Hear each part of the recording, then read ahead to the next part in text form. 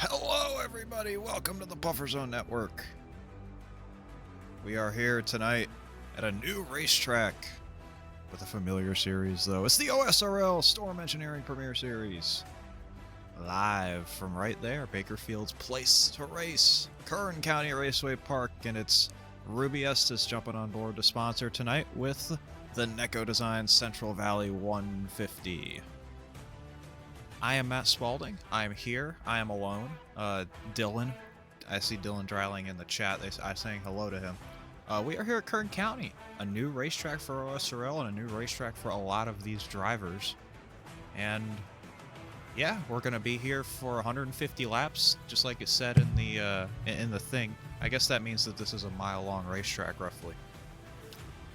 I bought this track about 20 minutes ago, and it looks a lot different than I had anticipated. It's a short track, but it's very wide. There's a lot of area and stuff, and there's going to be a lot of room for these guys to move around and race, it appears. Let's jump right into our starting lineup, and here it is on screen. How about Aaron Smith, pole sitter? Tonight, after winning a couple of weeks ago in Atlanta, he'll be joined on the front row by our current points leader, which is Cole Freilich, and then Josh Chin behind him. A nice run for him in the qualifying. He needs to continue to carry some positive momentum after a rougher start to the season. Steven Gibson out there in fourth. Nice qualifying effort from O'Perry. He will be your fifth place starter in that 54 once again. Caden Reif will join him on row 3 with William Schmidt and Chris Pervalericus 7th and 8th, and Jack Painter, Isaac Johnson in row 5. Marcus Vanderlei, nice qualifying effort for him. He'll be in the 11th spot with Spencer Ray, second place points man, in 12th. Gavin Newton and AJ Green will be 13th and 14th, and Tristan Baker and Marty Farrell in 15th and 16th. Josh Gosselin, Dylan Dreiling in 17th and 18th, and Griffin Jones and Ruby Estes round out our top 20. Preston Cope making his first OSRL appearance in a couple of seasons at least. He'll be here in the 21st position with Tyler Lannon in 22nd. Emery Spence, Greg Kalhoff in 23rd and 24th. Jonathan Oates in 25th, but he will be race adminning. He will not be a part of our race tonight. And then there will be Harry Grindell and Kevin Ritchie. 26 cars in total tonight at the Kern County Raceway. A little bit of a shorter field than what we've seen to start this OSRL season, but I think that's frankly because not a lot of people own this racetrack. And hey, that's okay. Sometimes those things happen, but we still got a really nice field here, and 27 cars at a short track is going to be plenty of action. There's a solid mid-pack and all that stuff, so we got a good race up on under our sleeves here tonight. I might be probably talk to some more people if I stay alone in the booth. There might be some puffers on people popping in because they hear this and they're like, oh, that's alone. Talk to him. But anyways, we're about to get this race started. Aaron Smith, Cole Freilich, bring him down, guys. Ready, green, green, green.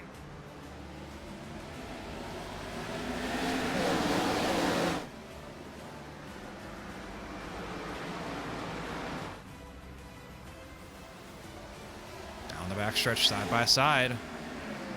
Dead even. We'll have to see which line ends up being the stronger one, but Freilich on that outside lane leads lap 1. And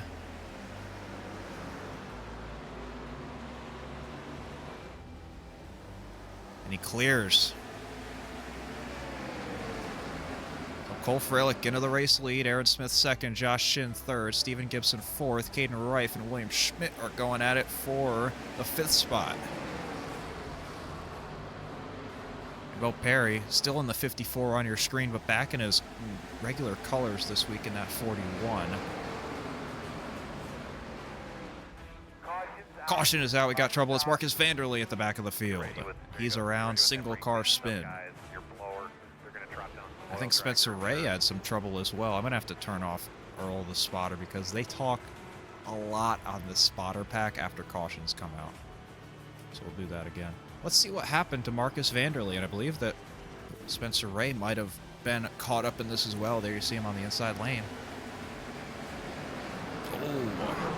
Oh, thank you, iRacing. I really appreciate that. That was exactly the camera that I wanted to use.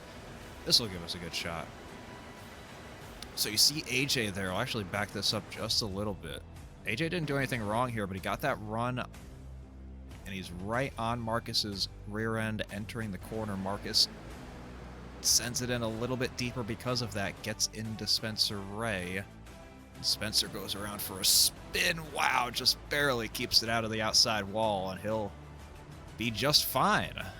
Be a little bit down the pecking order, but got plenty of time here to recoup and rebound. Let's go on board with the 6 machine through that spin. It's like what he saw behind him here.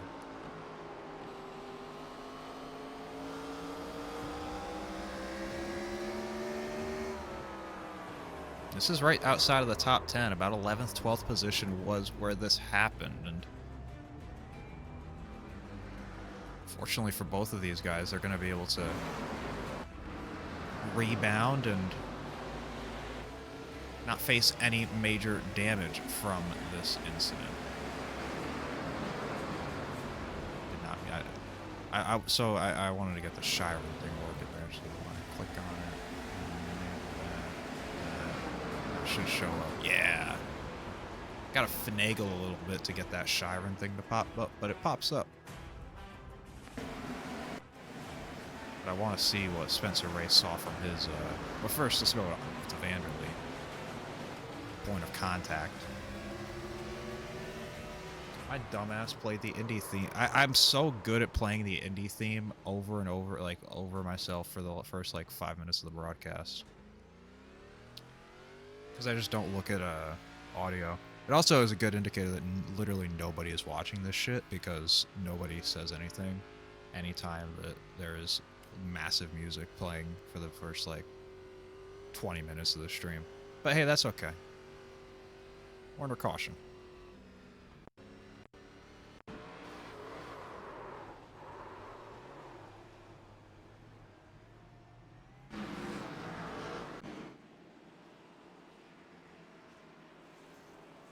I believe we'll be coming back to the green this time by. And Freilich has chosen the outside lane.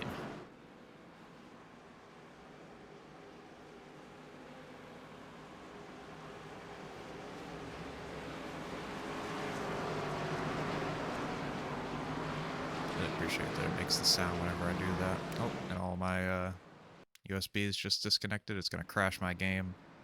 There it is. And it's back now. Green flag! Oh, it's gonna crash my game again. Oh, yep. Get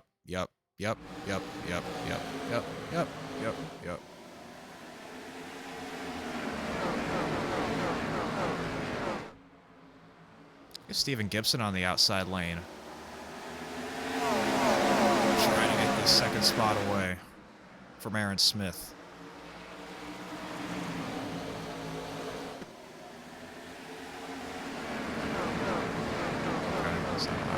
See that.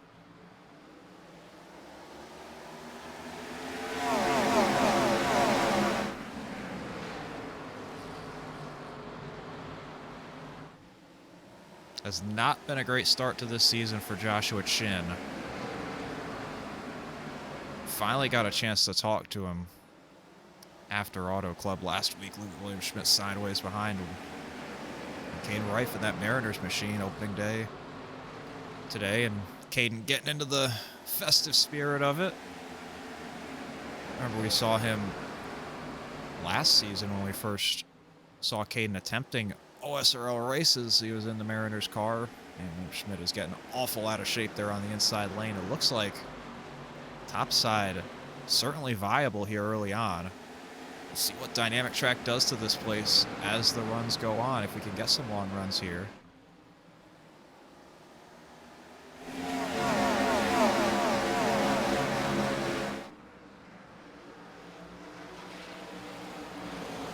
Battle rages on. They're single file ahead of him. We got some battles going on back behind him as well. See AJ Green on the inside of Chris Pervaleric there. And Caden Reif just not giving up right here. There you see both of those battles, and then we got even more racing behind him. 3 wide, just outside of the top 10. Isaac Johnson, Josh Gossel, and Tristan Baker. Johnson the victor there. Caden Reif has gotten around for 6th spot. 48 and 49 continue to work on each other. Green, Pervalericus. I do want to say that that static camera is a little bit too... It's both angled too far to the infield, and oh, AJ Green sideways. So I think we're starting to see that. Saw it with Schmidt, saw it with Green. Look out, the 248's racing hard. Gavin Newton gets himself into the top 10 with that move. And Isaac Johnson going to pressure the 48 now. One of the 48s at least. Great racing here just inside the top 10 and outside of it. Gosselin way up to the top side. What kind of run does he get there? Not much at all. And this TV2 uses the static camera way too much. We're going to have to abandon a lot of TV2 use.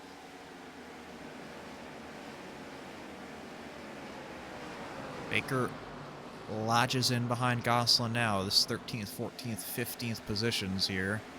Pervalericus way out of shape off of 2. It's going to allow Gavin Newton to look underneath.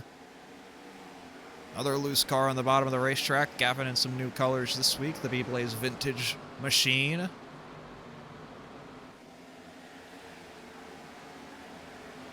And this track allows for some great racing. Like I said in the pre-race, I bought this track maybe 30 minutes ago, but this is a fun racetrack. Newton loose on the bottom.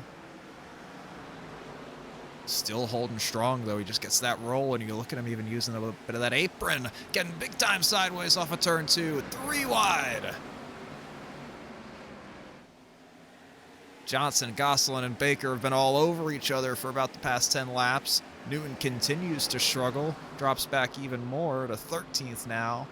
He was just looking for 9th place on Pervalericus. Now he's going to be battling maybe for 14th spot with Tristan Baker.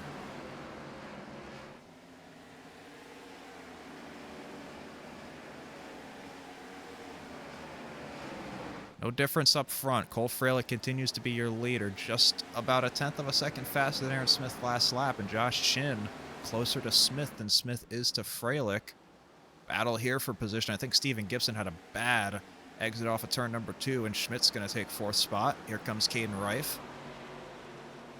Looking to pounce, not going to get the chance. And now Jack Painter might look underneath him as well. Here he goes. Multiple lanes in use here. So much that you can do, seemingly.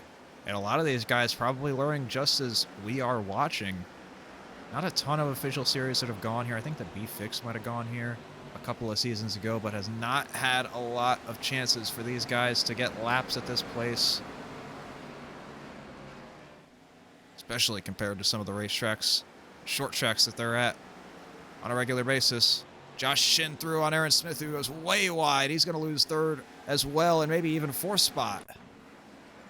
See him there. He hit the wall on entry, and mentioned that last week. One of the most frustrating things about these cars, you're just completely unable to get yourself out of the wall a lot of the time once you get into it. So Smith drops back to 4th, but he is a fast driver. Josh Chin was just a couple of hundredths faster than Cole Freilich last time. Let's see if he can potentially track him down. He's got some green flag run potential here. Good battles all throughout the field as Painter blinks out on the bottom of Reif. Once again, now Reif blinks out. That's, oh, Jesus. And I think Freilich just blinked out, so I don't know. We've had some storms across the United States over the past few days, but unfortunately, we got the storms in the non-OSRL and rod car period, really. Don't think we're going to have to go for any more Loperia tornado warnings tonight. And a good run right now for Mo. Running in 8th spot and holding strong up here as those front 8 cars have separated themselves just a bit from Chris Pervalericus and co. Dylan Dreiling way out of shape, and he's around back here, and the caution is out. That's the issue, is that when I turn off the spotter, I don't get a clear indication of whether the caution is out until I look up top. Let's see what happened to Dylan. Oh, Preston Cope behind him. Same thing that happened between Ray and Vanderlee. Just got him around, and minor incident, no contact other than the initial car contact for Cope and Dylan.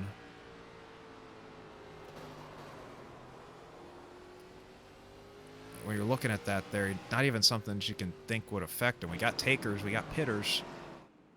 This is a unique pit road here. If we use a pit lane camera, you see there's no wall.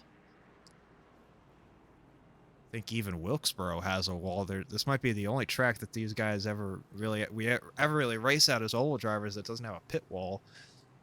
That's over like a quarter-mile long. William Schmidt, Cole Freilich gonna win the race off of pit road with Josh Shin in between them. Aaron Smith there as well. Steven Gibson. So cool. I like this track. This is a cool pit road. There's a lot of cool stuff here.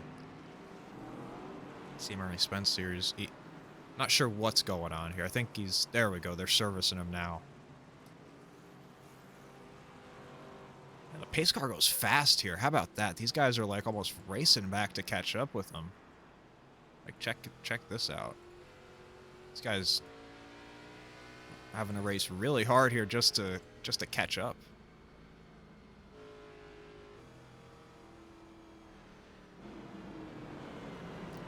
A lot of recent changes in the workings of the pace car with the recent update, and sometimes you get a little bit confused with things, but we're all good now. I want to give a shout out once again to Rubiestas for sponsoring tonight's race. Neko Designs, Central Valley 150. I apologize. The website is Neko Work Designs, though, I believe. I can bring up the link. There's the link. And there's the QR code, too, if you want to go to that. Either of those to look at some of Ruby's work. That's one of Ruby's paint schemes.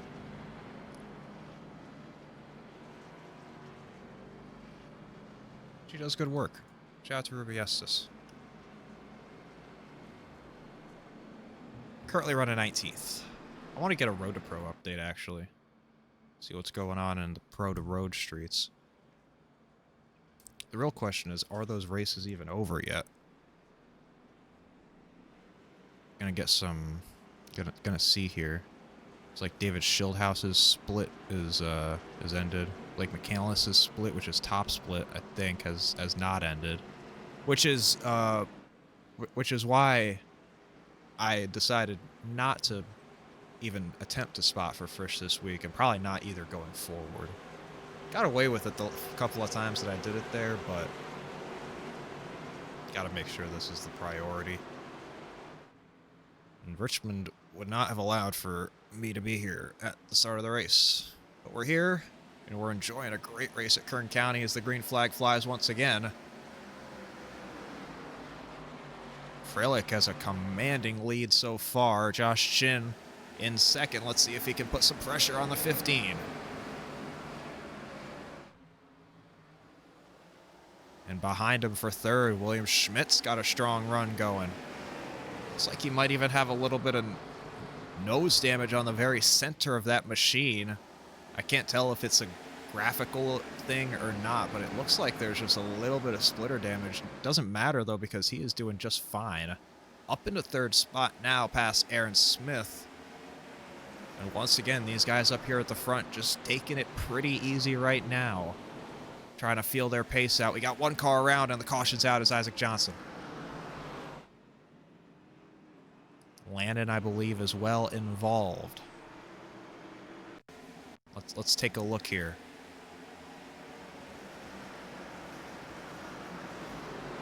Oh, we got into the corner just a little bit too hot.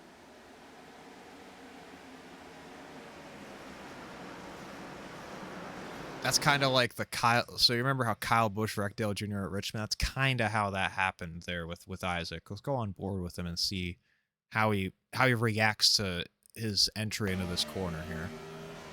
So you see him there. He gets a little bit. Oh, and then, man, he's doing so much to keep that car down there. But I think even Landon moves down a little bit on his own.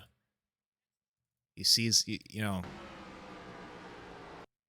he's really running that second line, but is a little bit lower as well. You see his relation to the Rife machine in front of him, just a little bit inside of him, or rather, that's Gavin Newton, but nonetheless, but with Lannon being just a little bit lower on that second lane and Isaac Johnson missing the corner by maybe half a lane, maybe a lane, that's where the contact comes in. And Harry Grindell there, nowhere to go. How about Spencer Ray just barely missing another incident as he continues to recover. Spencer's up to 13th here. Let's go on board with him through this one. Scary incident. I believe that top split is still underway. Oh my god, what attempt is it? Oh my god, I don't even know what to say. We're under caution again here, though. Had a good little green flag run there, but had our spurts, and that's okay. The white flag is finally out in top split road to pro. So if I had been spotting for Frisch, then I would be showing up 50 laps late, which is why I made it clear to not spot for Frisch this week. But it looks like Michael P. Frisch, is he going to come off of turn 4? He's going to get about a 15th place finish, which is a good point stay in top split. That's a very good point stay. Jake Matheson won the race. Congratulations to Jake Matheson. And yeah, we're here. Did my USB disconnect? Oh, no. I really need to figure that out, honestly. If they don't get the 1 to green here, we'll talk to somebody. This has been a bit of a dry broadcast, like a dry January, because I just, people have been complimenting my voice recently, and I just don't really see it, but I appreciate it. I try not to sound very boring, but I feel like I sound really boring and monotone a lot of the time. So I apologize if that's the vibe that you're getting from the broadcast, but I'm trying my best, man. We're going to have 108 laps to go here. Cole Freilich has chosen the outside as the control car once again. See if Chin can give him some pressure here on the restart.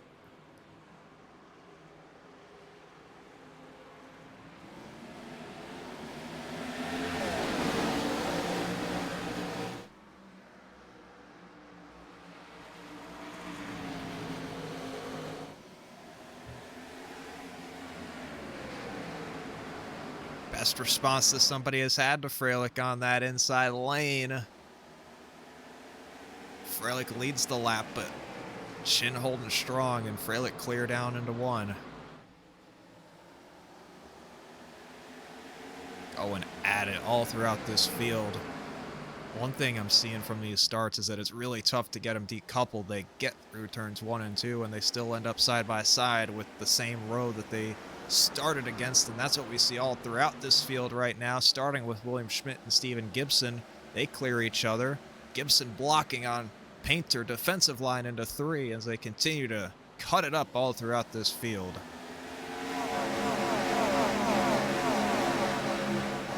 Green and Pervalericus have been all over each other for the first 50 laps of this one. Oh, Perry there as well. Top 10 all day for him so far. Spencer Ray, I believe, is 3 wide back there with Preston Cope and Ruby Estes. Yes, he is. Tight action back here outside of the top 10 as Ray continues to mount his comeback. He's about where he started.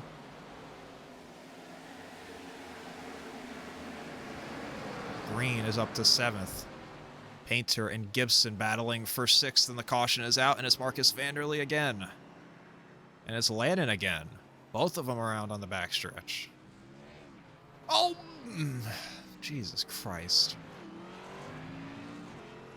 What are we doing?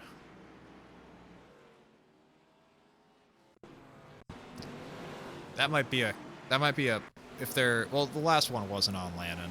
This one will be on Lannon, I think. Oh, and Marcus Vanderlee makes sure that he gets him, which you gotta respect that.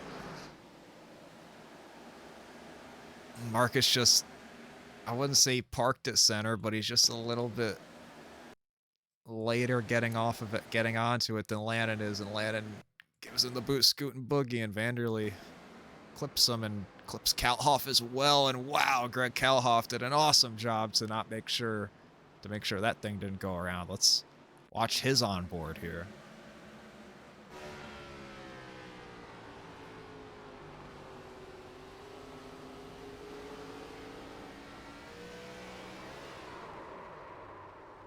Headed right for the outside wall and locked it down and cranked it left. Let's see the cockpit.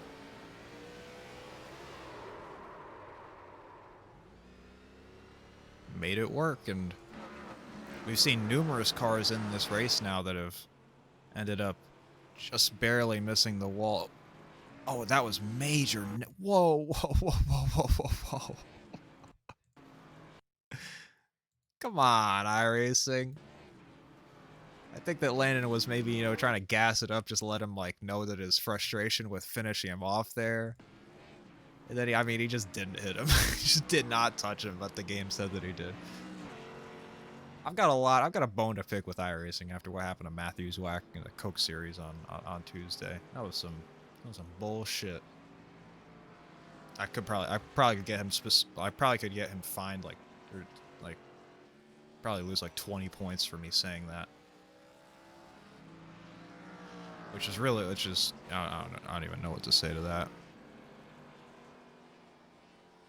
I do think if somebody found a clip of me saying that and sent it in, then I might be told to, like, just never come back. They'd be like, yeah, don't, if you talk bad about us again, then you can't come back.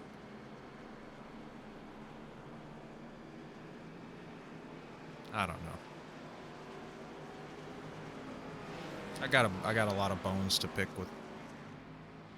Not even iRacing higher-ups, like the middle management of iRacing. I just have bones to pick with all of the middle management of iRacing. All the executives are, like, pretty cool, and they're generally doing good shit. And I mean, honestly, like, you know, it's like just the competition aspect of things that kind of struggles. Anyway. I'm gonna restart here. We're inside of 100 laps to go, a third of the way through. I'm gonna shut up before I get myself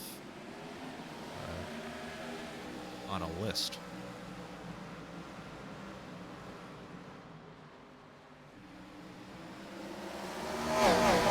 What a strong start to the race this has been for Cole Freilich. I mean, nobody can touch him after lap 1 where he jumped out to the lead on the outside lane. I think he might be leading every lap up to this point. Look at Spencer Ray way up top there in the back of the pack trying to make something work. They continue to be too wide here for third. Aaron Smith trying to make his way back up to the front of the field. You see just a bit of damage on the right front of that 70 machine as well. We'll have to wonder if that affects his drive, his aero, anything here. This track is, I think, just a bit big enough to affect you aerodynamically at the end of the straightaways and such. Schmidt's going to be into third for now. Painter challenging for fourth, and Gibson and Green behind him waiting in the wings.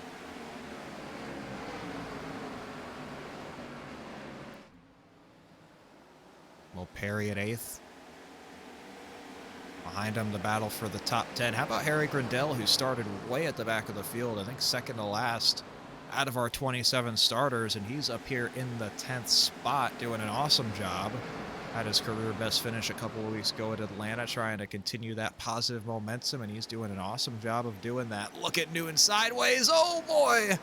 Reif checked up for him, gave him a break, and Gosselin just couldn't back out of it in time. Everybody's okay, and it looks like everybody's unscathed as well. Now this is 2x2 just outside of the top 10. Reif and Gosselin going at it for the 12th spot, and look at how sideways the 98 machine is. 3 wide up ahead for what is 8th spot.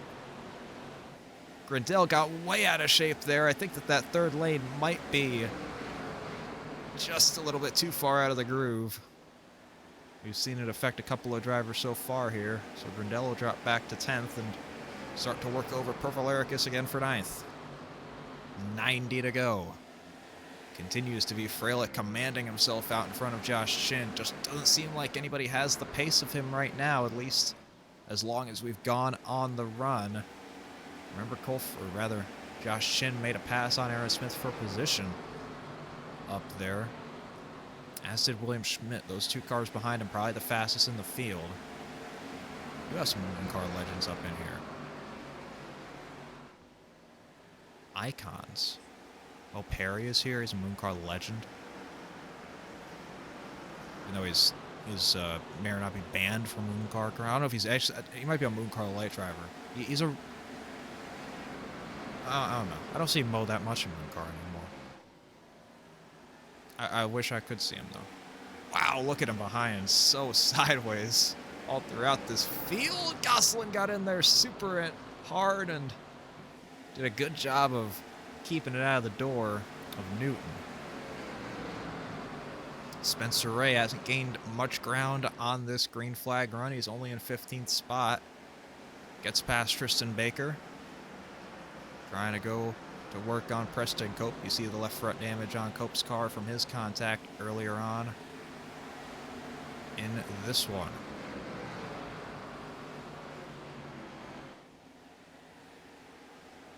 I think Marcus Vanderlee is bringing it into the pits. Something wrong with the 56 machine.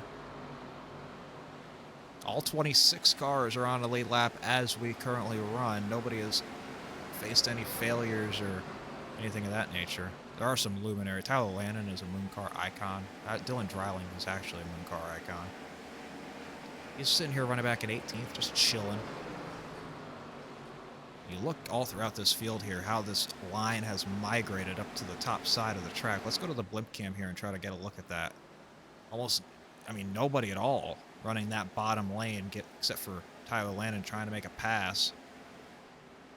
You look here up at the front of the field as well, just entirely abandoned is that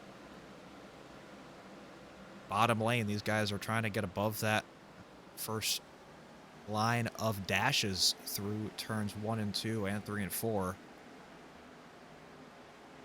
It's kind of what Freilich is using. He's kind of straddling that on exit, those dash marks, to point himself in the right direction. Guys are going to come up on some lap traffic in the form of Marty Farrell here and see how they do with him. Marty is usually he's a very good lapped car. The unfortunate event that he does have to go down a lap.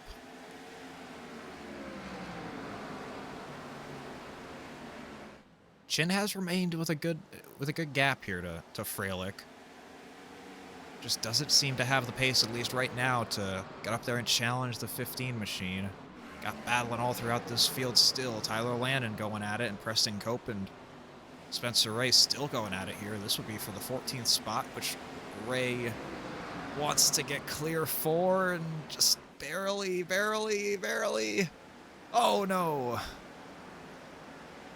And Landon, aggro on the bottom, wanted 3 wide, thought better of it.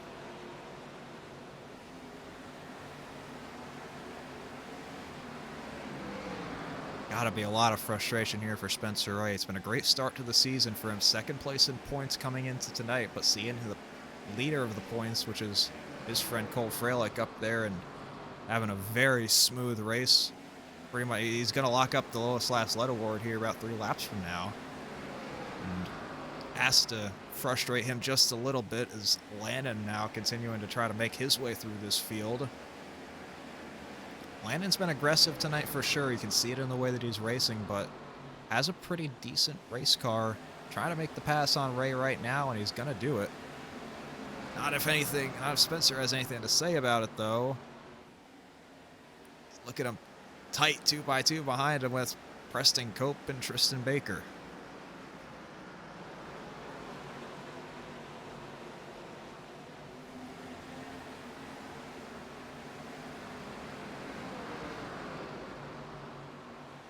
This is for the 16th spot. A lot of focus on the battles here in the mid-pack today, but rightfully so, because there have been a lot of them, and there have been a lot of good ones.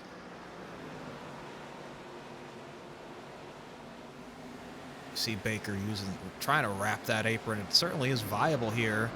Contact into turn number 3. As we reach halfway here, Cole Freilich is your leader.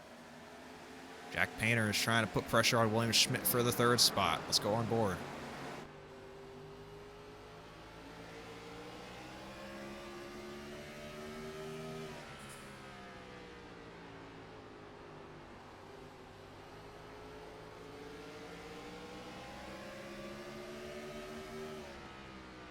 See these guys struggling for grip. Painter dipping it down a little bit lower on exit compared to Schmidt in front of him. Chin doing similar with Freilich behind him. Maybe trying to get a little bit of clean air on the noses of those race cars. This gap is kind of tightened up here between these 5 leaders. But 9/10 of a second in between them here in the front 5 as we got battling continuing. About Landon making a charge up throughout this field. He's in 13th right now, wants 12th from Newton.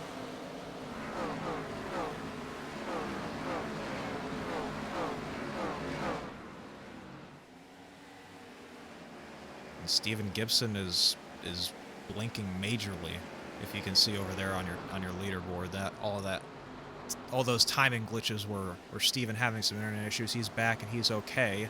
Landon's going to take away the 12th spot, as you saw Grindel getting way sideways off of 2 on the left side of your screen. Pervalericus wants to take advantage of that for 9th.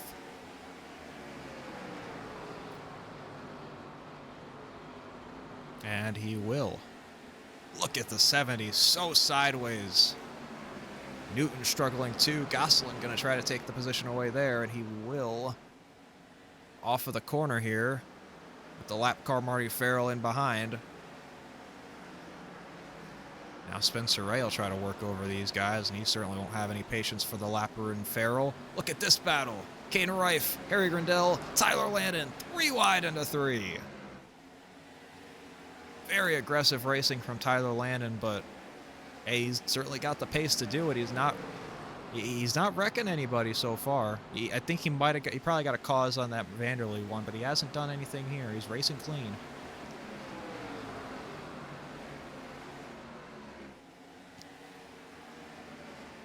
And the tires are the important thing here. Landon, his stint only 33 laps long. He came in after one of those incidents he was involved in. Everybody else out here has done just a few more laps on those tires. Not a major situation, but just enough to allow Landon to pick up some of these spots in the mid-pack. He might start to stall out as he climbs through the field here, but currently 0.2 of a second faster than our race leader Cole Freilich, who is under pressure from Josh Chin. It's the closest the gap has been under green flag racing since we've had a green flag run, that is. Spencer Ray got sideways, I think, there in turns number 3. He's going to drop back a position and maybe even see Preston Cope get to his outside here. Greg Kalhoff out there in 18th spot. Hasn't been the best day for Greg, but he's doing a good job of recovering. How about Mo Perry trying to work over Aaron Smith here? The Polster not had the best day, and he's dropped back a few spots on this run. Perry to 7th. Smith to 8th. Pervaleric is going to maybe even put some pressure on him as Tyler Landon enters the fray here. Landon still about 0.2 of a second faster than everybody in front of him on the racetrack, and he's going to make an aggressive move. 3 wide once more. And look at Smith go totally sideways. He's going to blow the corner and cede both positions, maybe even lose the spot to Reif.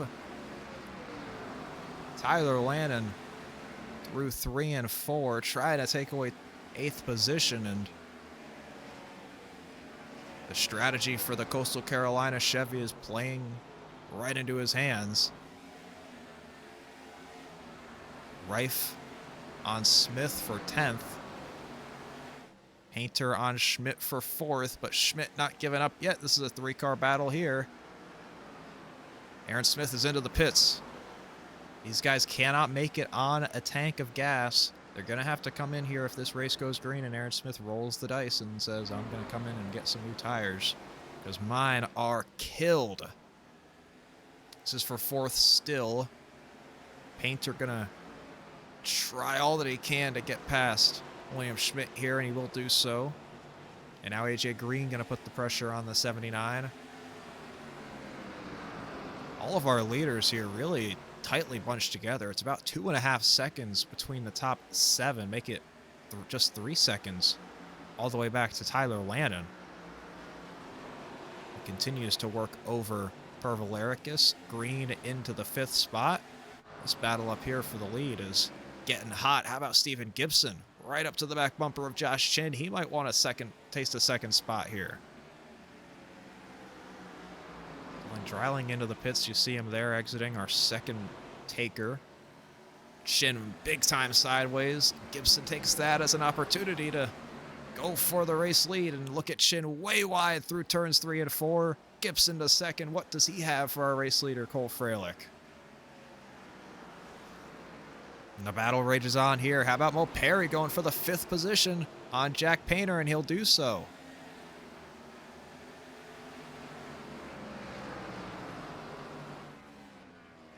How about that? Gibson trying here. He's got pace. Let's see at the line. He was just about a 1/10 of a second faster than Freilich last time. Dreiling here as a faster lapped car. Gonna get in these guys' way a little bit, but not much anybody can do about that. Gibson is gonna try for the race lead here. Is behind him. Mo Perry is pressuring AJ Green for the 4th spot, and he's into the 4th spot. You see him there in the top right of your screen.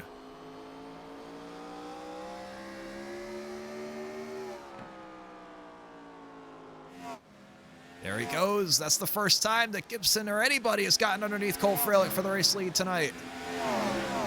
Freilich slides the tires to keep Gibson behind him. 66 laps is the stint right now. There goes Gibson again. Can you make a pass on the inside lane? It's such a tough challenge.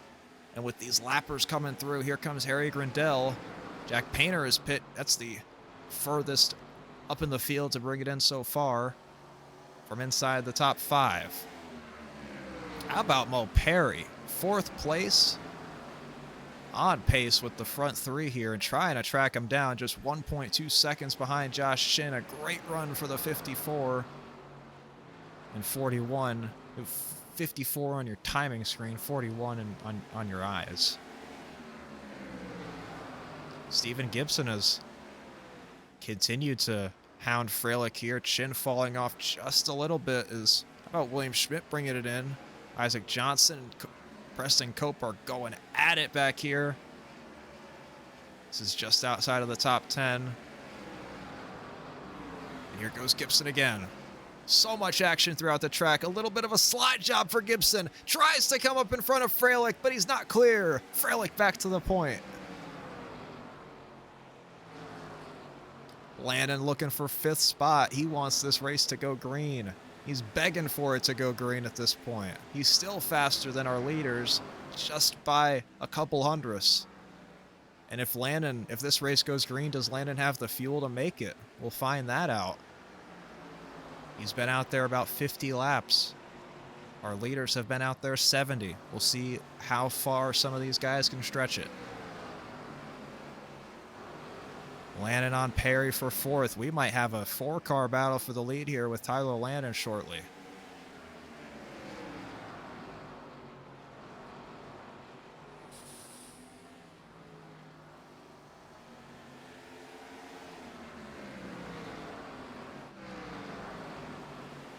Landon to 4th.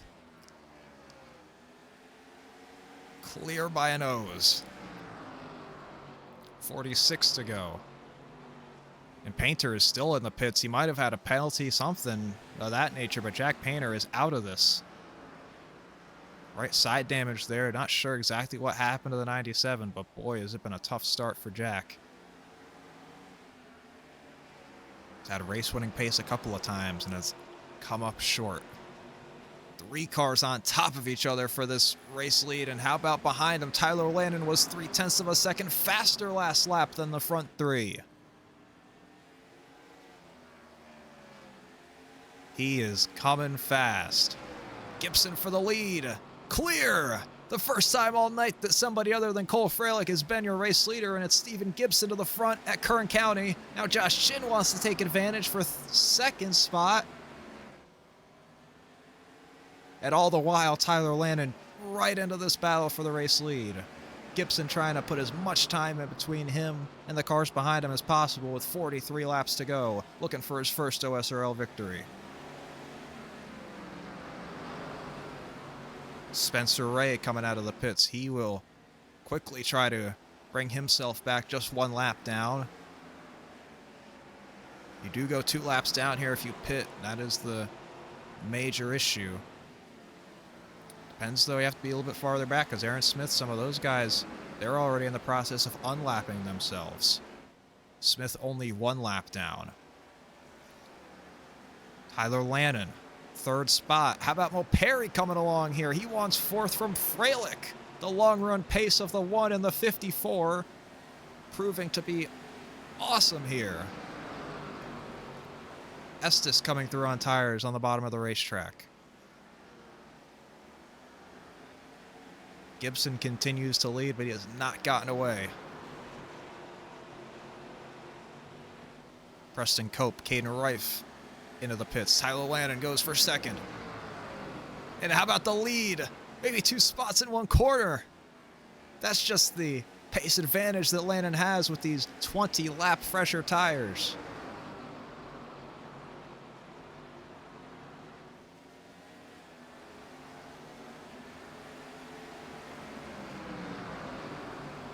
Aaron Smith wants to unlap himself here.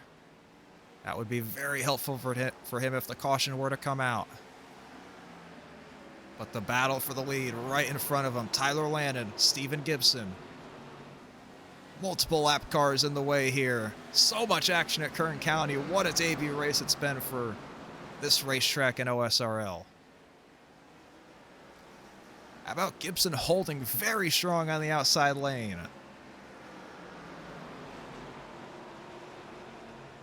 Lannon sends it in, sends it off. Doing all that he can to get the race lead.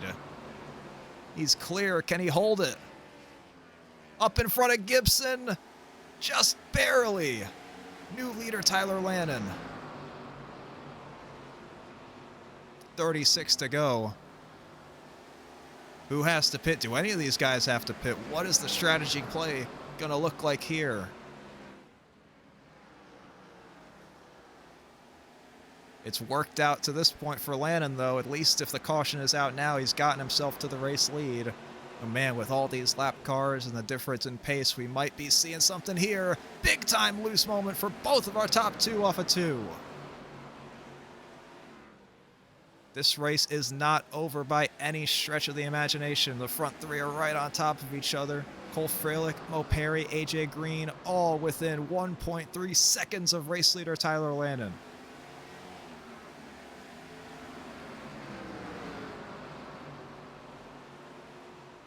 Preston Cope comes along to unlap himself. 2 on 1.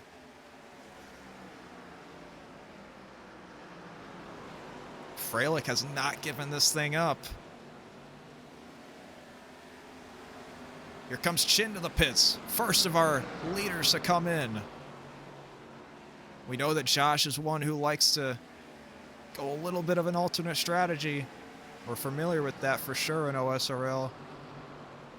See if undercutting pays off here. Lannon is smooth sailing. Gibson reacts. He's into the pits.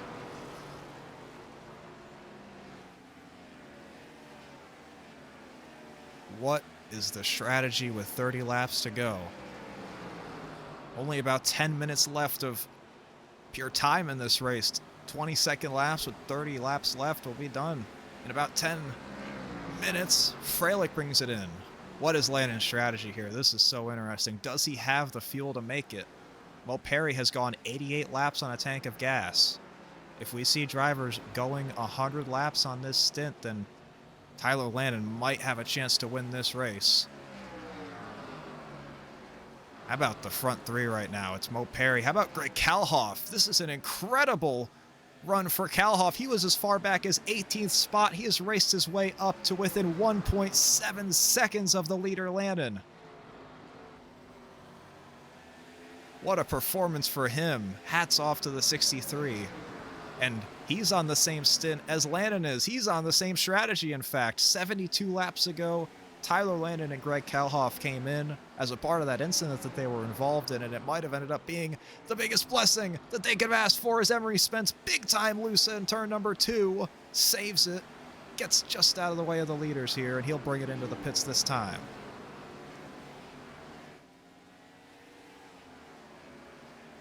Greg Kalhoff, 0.03 of a second faster than Tyler Landon last time by. Does he have something to say about this race? I think these guys are racing with the assumption that they are going to be good on fuel to the end. I'm not sure of that, but seems like they might be able to do it. Mo Perry has gone 93 laps. That is the longest of anybody out there on the track right now, along with AJ Green, Tristan Baker, Gavin Newton. Those three on old tires hoping for a caution. William Schmidt is 9 seconds back of Tyler Landon. He's 0.7 of a second faster per lap.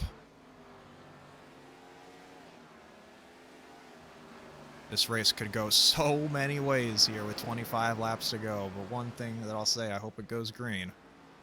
Even if it doesn't go green, we'll get some chaos here. Look at how many drivers are scored 1 lap down, starting with Josh Gosselin, who's still got some time before he unlaps himself.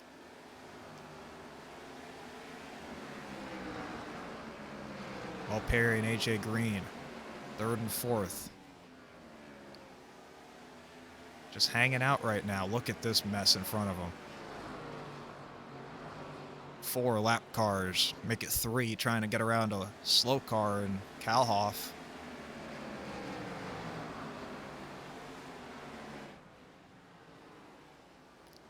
Even if we do get a caution here, what a run it's been.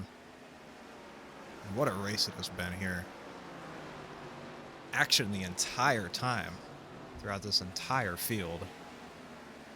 Here comes Greg Kalhoff. That's a big sign right there that Kalhoff is pitting. Either indicating that he cannot make it on fuel or that he cannot make it on tires. One of the things either way he does not trust it. But Tyler Landon, you think he's going to go for this race win if he can. 20 laps to go this time by. William Schmidt is 7.2 seconds behind. He is the fastest and closest car on new tires.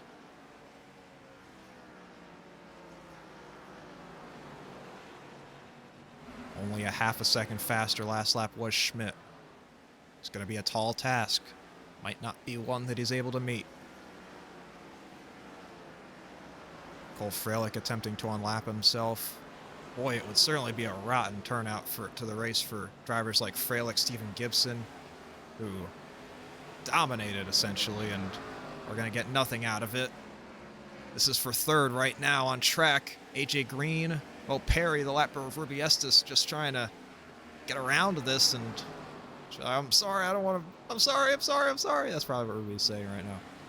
But Ruby gets out of the way and we're good. These guys are cutting it up back here. These are guys who have just unlapped themselves.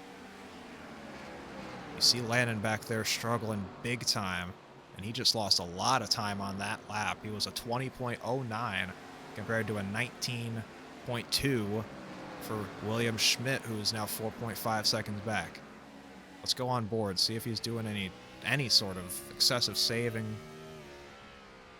I think he's just struggling massively on this current set of tires, trying to nurse it home, begging for this race to go green. Even if he gets a caution here, he's really not that much out of luck. He just have to do a little bit more work, but man, this is still hard work here.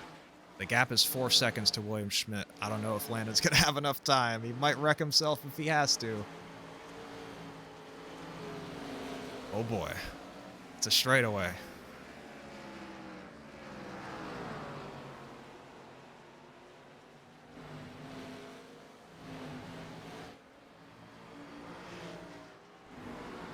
All these guys back here within just a couple of seconds of each other in the cycle for pit stops. 7th through 14th on track, separated by just 2 seconds.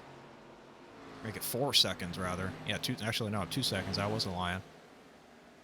William Schmidt is through to 3rd. He is 3.5 seconds behind our leader, Tyler Landon, with 13 laps to go. There's Landon.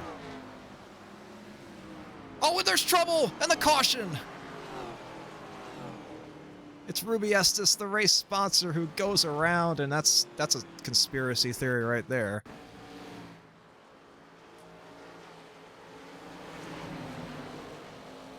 and it was, oh no, it wasn't. Oh, don't tell me. Don't tell me. Don't tell me. Oh, I mean, they might have still hit, but that's net code for sure, and that's why the caution came out, and that sucks.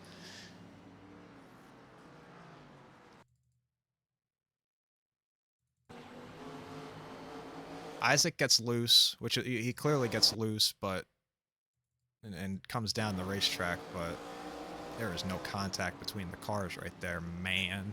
Come on, man. Tyler Lannon. What do you do, boss? He thought he might have had this race. He still has a really good chance at it. In fact, did he stay out? What is the... I don't even... Because we see everybody all practically in the pits here. What is the strategy here? Is Landon out of tire sets? Is that what happened? What's the situation here, man? We've had 4 cars who have stayed out. One of them is Tyler Lannon.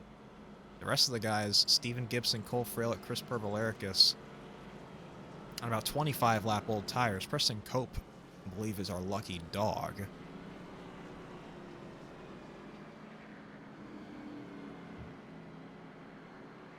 Unfortunately, I can't get a word with I can't get a word with Tyler Lannon to maybe get his thoughts on the whole situation here.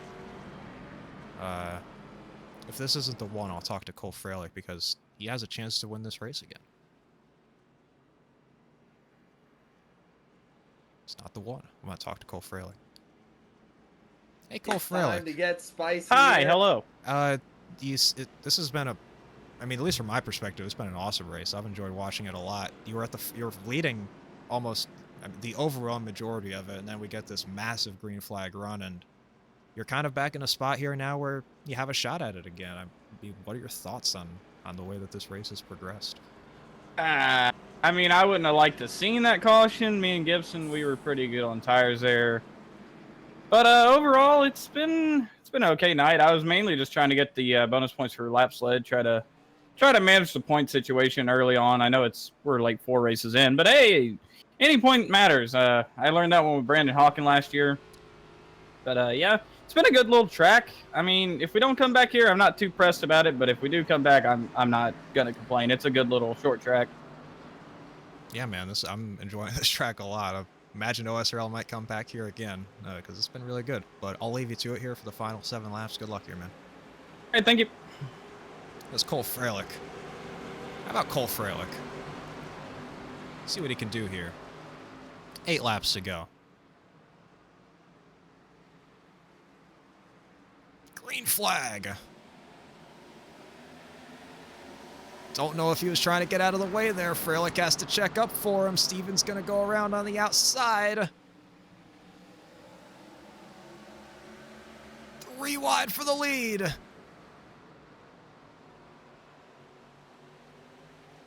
Lannon holding all right for 90-lap old tires here, but Steven Gibson's into the lead. Lannon misses the corner contact as they spin behind him, and the caution's out. And Lannon, oh no!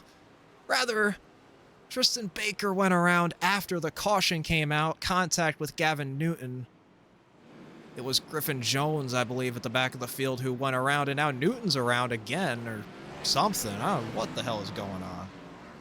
Tristan Baker, not pleased, you can tell, with what happened there. Let's take a look at what happened at the back of the pack. Josh Gosselin. Why is it saying that why is my G-force overlay showing up?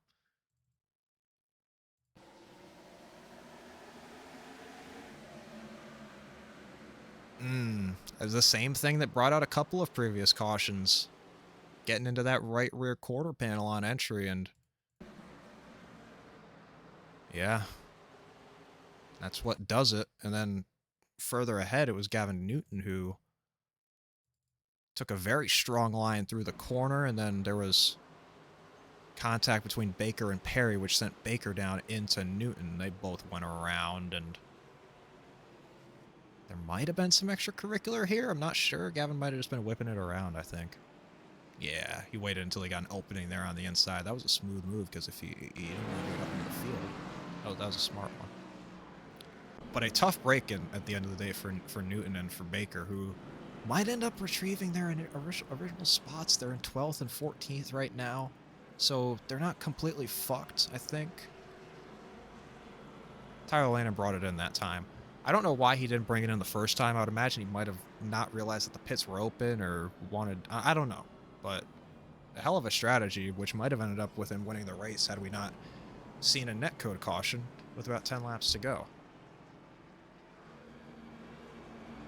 So this is going to get interesting here. Steven Gibson is going to be scored as your race leader. Cole Freilich will be second. Josh Chin third. William Schmidt fourth. How about Chris Pervolarikis in the 5th spot here? Are we one? Let's see. Are we one? Or not?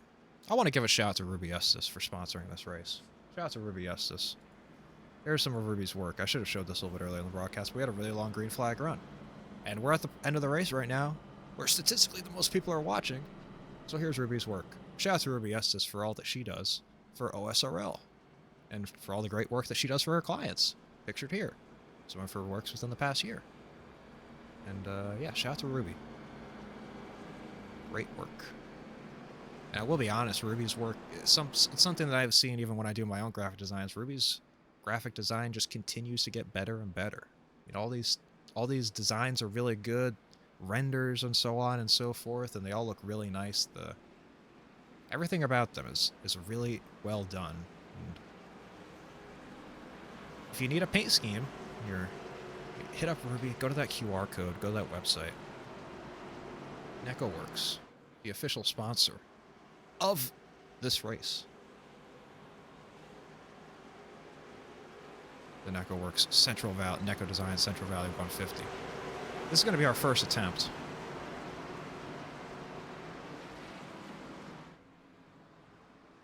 Steven Gibson, Cole Freilich, Josh Chin, and William Schmidt on fresher tires. Green flag. And not a great start for Freilich. Schmidt going to jump to the outside. Look at Josh Chin on the bottom of the racetrack. Does he have something for Gibson? To the inside. Contact! White flag! Steven Gibson going for his first OSRL victory on the old tires. Josh Chin doing all that he can on the bottom. Through 3 and 4, one last time. Who is it gonna be? To the stripe! I don't know! Timing and scoring says Steven Gibson is your winner at Kern County. His first OSRL win by 0.15 of a second over Josh Chin. What a battle. And Gibson survives on the old tires. An amazing finish between Steven Gibson and Joshua Chin. Cole Freilich ends up in third. A good recovery effort for him. William Schmidt fourth. AJ Green fifth. But it's Steven Gibson burning it down. His first OSRL victory at Kern County.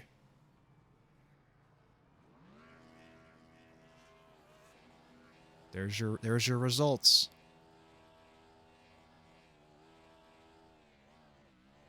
We'll watch Steven burn it down.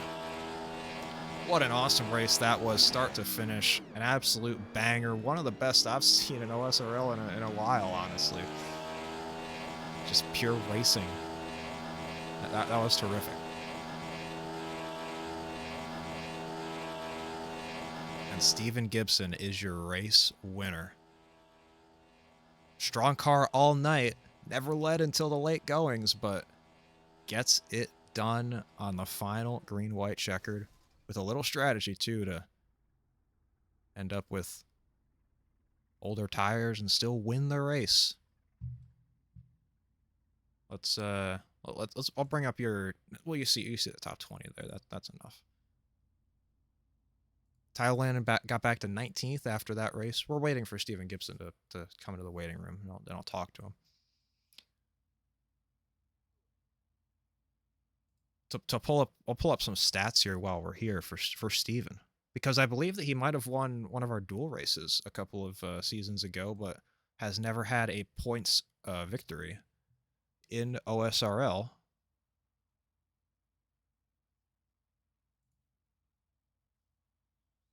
Just want to make sure, man.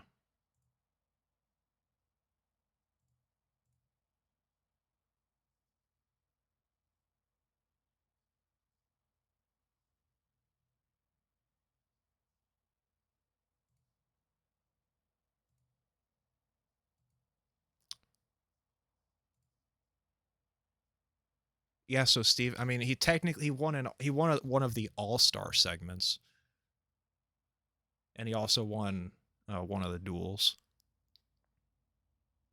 He finished third in the Speedway 200. Just a whole bunch of stuff here. His best finish in a race prior to today was third, though. And he picks up the victory here at the Speedway.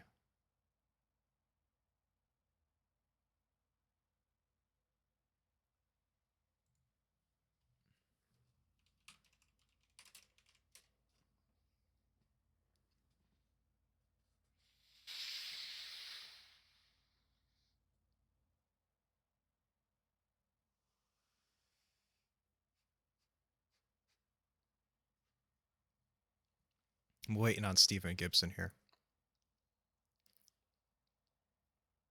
But, you know, that's okay. I said interview please in the Discord, and I'm waiting on him. And I give him a couple of minutes. If he doesn't show up, then he just doesn't show up. We've had Josh Gosselin just not show up before for third place finishes, which you gotta respect that. If he just doesn't show up, then that's totally fair. It's a massive power move, too. But I hope that you all enjoyed that broadcast tonight. It was a lot of fun. We're gonna settle the season for Rod Car tomorrow with the finale in Florida 400, which will be fun and exciting. Got like 3 or 4 or 5 guys going for the championship. A couple of Coke drivers going for that. They're saying we should. Nate Stewart said we should never race KERN again. I disagree with that. I thought that was a lot of fun. Maybe the drivers hated it. I don't know. Steven Gibson says he doesn't have a mic to use. That's okay, man. That's fair.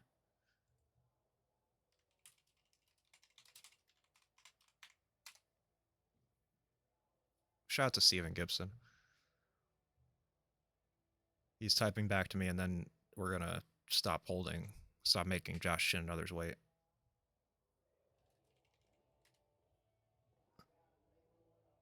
So let's talk to, you know what? Let's talk to Ruby Estes in place of Steven Gibson, because Ruby's the race sponsor.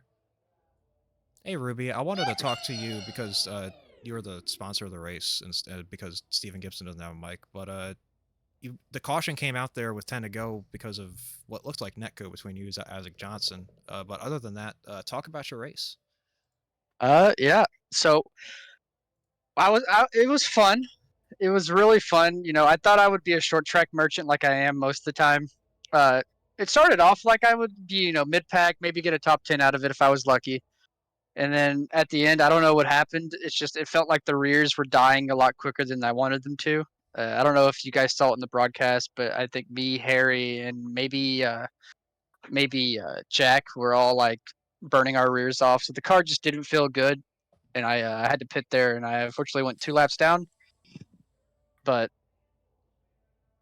other than that, it was a pretty fun race. I made the dumb mistake of trying to be a team player for one of my buddies because he was catching a guy and that guy was catching me, and then that person turned me as you guys saw. What a shame. So let this be a lesson to anyone watching. If Preston Cope asks you to hold someone up for him, don't do it, because you will get turned. You will be trapped a lap down. That was Preston's first appearance in a while here in OSRL. We were happy to have him. But hey, I'm sorry that your race didn't go absolutely perfectly. But hey, it seemed like it was fun out there. It seemed like a fun track to drive, and like there was battles like all over the place pretty much. Oh, absolutely. It was fun. I don't know why. It's these California tracks that I happen to sponsor races.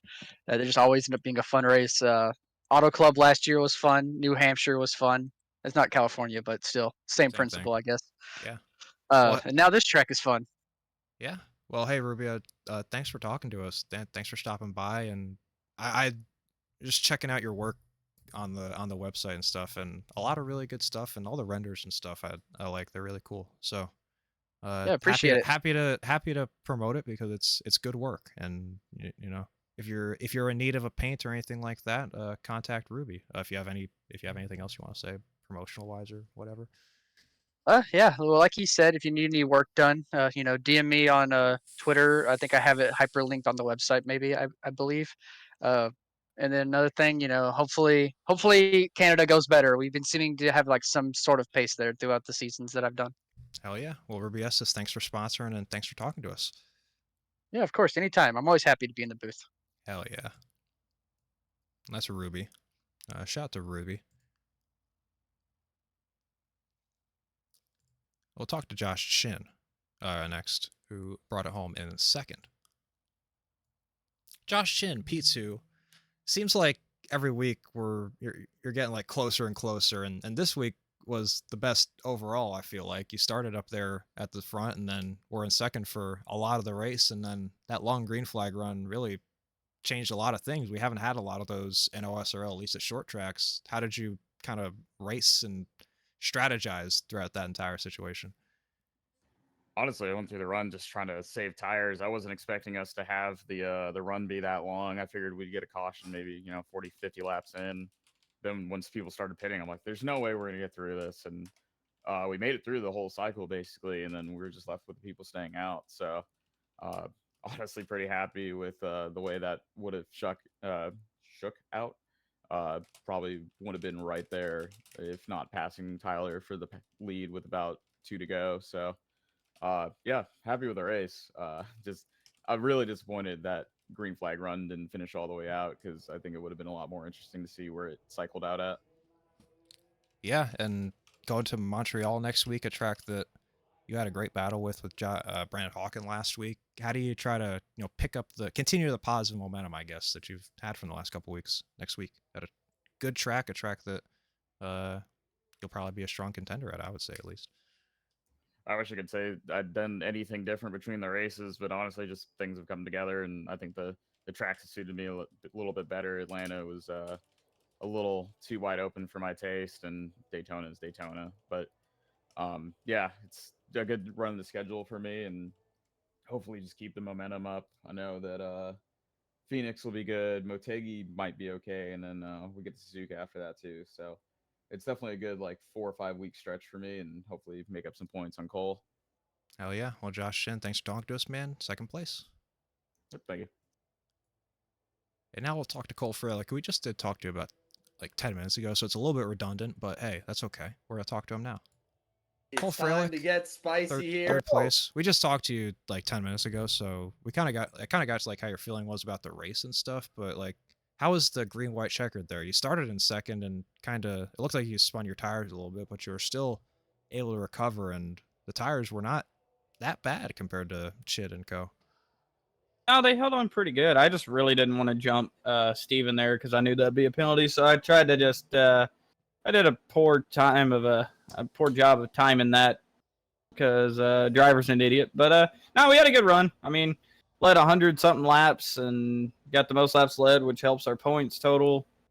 Yeah, I mean, it was a fun race. I was a bit skeptical going into this because I had never raced here. I had driven some practice laps, but nothing really too major. I've always done the dirt track here. So I kind of was a little bit skeptical where we'd be this race, and qualified second, finished third. We get out of Dodge clean, and then we go onto a road course where I suck. So, I mean, can't complain about it too bad. Still got the points lead from my knowledge. Yeah, I kind of am curious. I know we've talked about this like a couple of times and even last year, but your MO, I guess, in OSRL over the seasons has kind of changed from being a guy who is up there ever so often and you know, if you're up there, you might want to be a little bit more aggressive for the wins. But now over the past couple of seasons, you've turned into a points contender. I feel like we've talked about your mindset changing a little bit over the years, but how is that coming into play more now? As you know, you start to have a lot more consistent runs at the front of the field, and you know, how quickly, I guess, does the mindset change from, you know, being a little bit further back in the pack to being a guy that's contending weekly?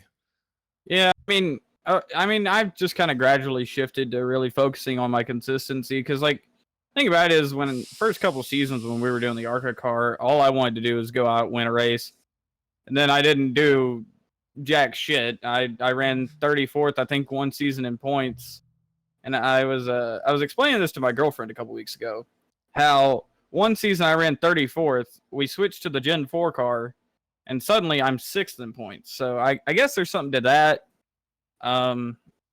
Because I've noticed my points finishes have gotten tremendously better since we switched. And yeah, I've just really focused on being a lot more consistent. And I'm honestly thinking a lot more about points. I mean, I've been thinking about points since race 1. So it's just a different mindset when you got a season-long points title and you don't have a chase to really deal with. So you just got to think big picture, kind of like pretty much how Matt Kenseth did it in 2003. I mean, he just got the points lead early, kept it through the season. All you got to do is stay consistent. Don't have too many bad runs. You can have 1 or 2 here or there, but for the most part, just try to stay within the top 10, and the points results will come. Yes, sir. Well, Cole, thanks for talking to us again, man. In 3rd place, another solid week in the points. Going to Montreal next week. You had a pretty good race at Long Beach last year. After, I remember you blew a corner, but then ended up coming back and having a good day. So, got a road course coming up. I mean, Montreal is one of my favorites, but I'm more of a street course merchant. That's fair. I don't know what it is. These F1 tracks I'm not amazing at, but hey, we'll go there, probably run top 5 if we can, and then get back to the ovals and try to rack up some top 5s there. Hell yeah. Well, Cole Freilich, thanks for talking to us, man, and we'll see you next week in Montreal. Appreciate it. That was Cole Freilich, and that'll do it for us tonight. And what it was an awesome race at the Kern County Raceway. You can see it right there. It says it on the screen. I actually can't see it because Ruby's slideshow is there, but shout out to Ruby, and I'm glad that I had that up that whole time because Ruby deserved it because it's really cool work, and she sponsored, and shout out to Ruby. So that'll do it for us tonight. We will be back tomorrow night here at the Puffer Zone Network for Rod Car, the finale in Florida 400. Daniel Falkingham, Michael Cozy Jr., Seth the Merchant, Dean Clavitt, Dylan Kemp. I think they all have a potential to win the championship in some.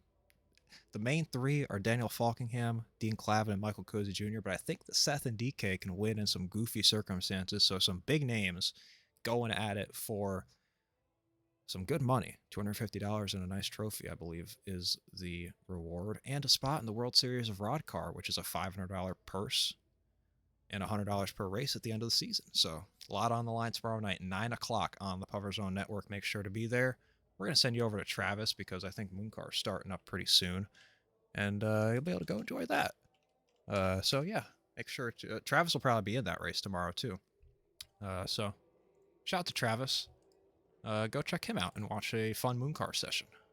Thanks for joining us tonight. This race will definitely be up on YouTube in the coming days because it was really fun, so make sure to look out for that. Subscribe to us on YouTube if you haven't, Puffer Zone Network. Follow us on Twitter if you haven't, at Puffer Network. Join the Discord if you haven't. I believe it's in the Discord, in the link in the Twitter bio. But that'll be it for tonight. See you tomorrow night, 9 p.m. for Rod Car, the finale in Florida 400. I am Matt Spalding. God bless. Have a good one.